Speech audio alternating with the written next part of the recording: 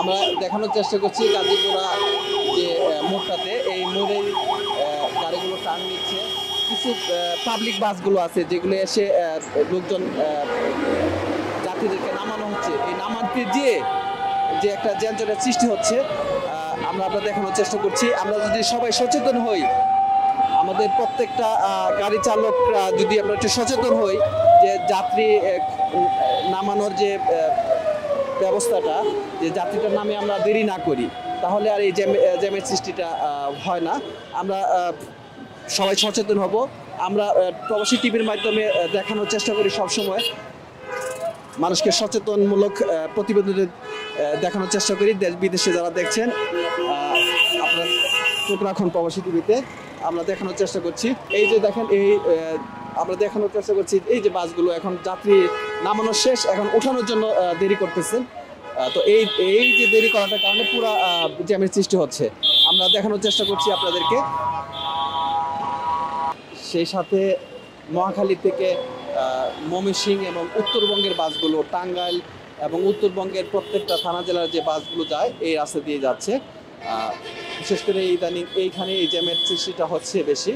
আমরা কর্তৃপক্ষের দৃষ্টি আকর্ষণ করছি, আমরা প্রবাসী টিভির মাধ্যমে দেখানোর চেষ্টা করছি। ট্রাফিকের একটা নিয়ম শৃঙ্খলার দরকার আছে, কিন্তু এখানে এটা ট্রাফিক নাই, তো এই জন্য নিয়মতান্ত্রিকভাবে একটা ইয়ে করলে, এদের একটা কাজটা করলে, তাইলে আমার মনে হয় এরকম হইতো না।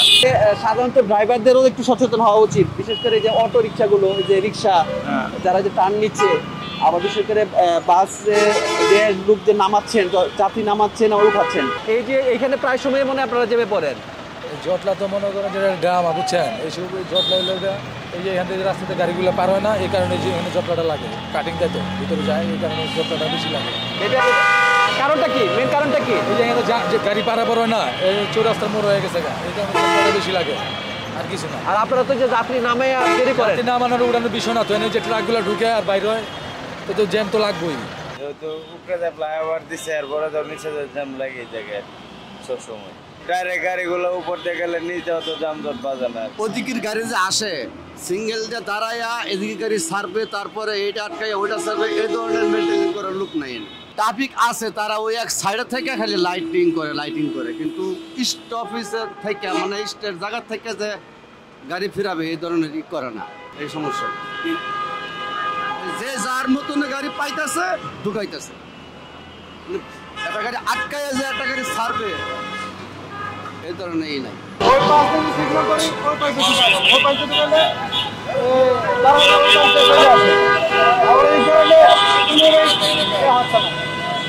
রাস্তা হবে কি না, উনি দিতে পারে রাস্তা জায়গা, কিন্তু রাস্তা যখন হয়ে গেছে এটা তো সরকারের রাস্তা, এখন গাড়ি আটকে এসে পানি দিবে তার রাস্তায়।